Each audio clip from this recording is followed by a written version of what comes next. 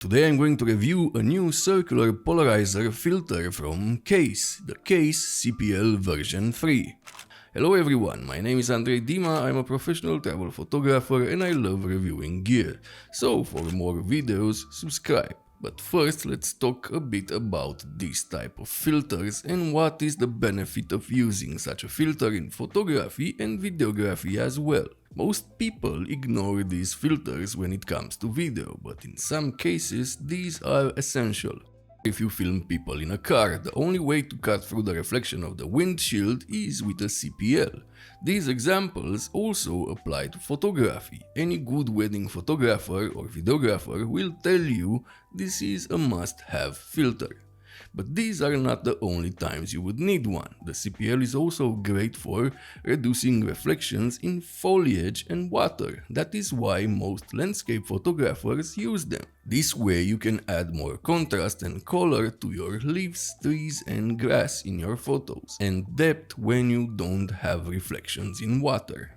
The CPL is also good when you want a deeper, richer tone in your sky. The CPL can make your sky darker with better contrast and, as I said earlier, a deeper color. Now let's take a look at the Kase CPL version 3 and see if this is a good option for you.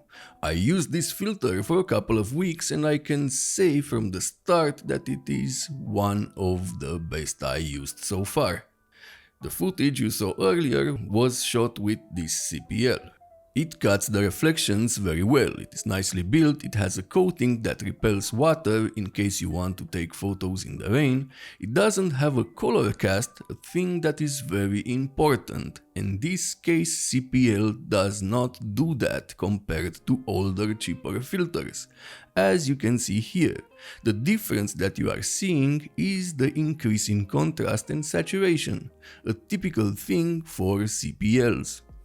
Also, an improved feature of this filter is reduced flaring. While I used it with my Viltrox 16mm f1.8 for photos and video, I only saw the flares that I usually get with the lens, and no extra flares, maybe even less flares as you can see in these clips here.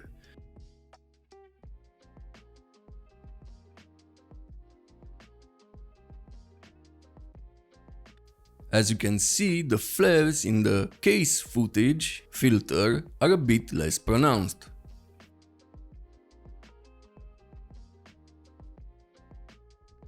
Now let's take a look at the Kase CPL and an older CPL and see the difference. The Kase CPL handles flares and reflections better.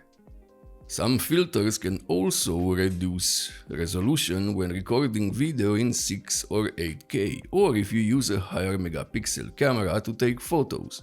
I used the Kase CPL to record 6K footage and didn't see any loss in quality.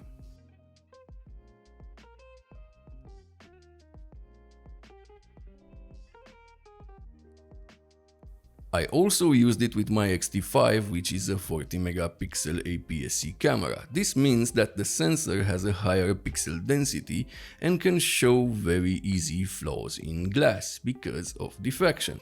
But with this filter, I didn't see any in the photos I took using this filter.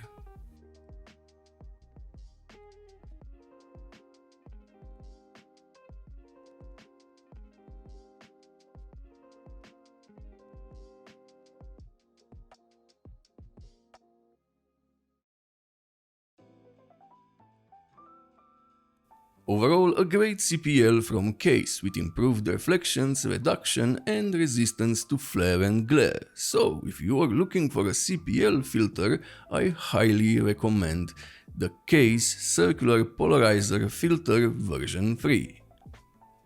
If this video was helpful, subscribe, like, watch my older videos, and if you want to support the channel even more, use the links in the description at no extra cost to you. Thank you for watching, see you next time.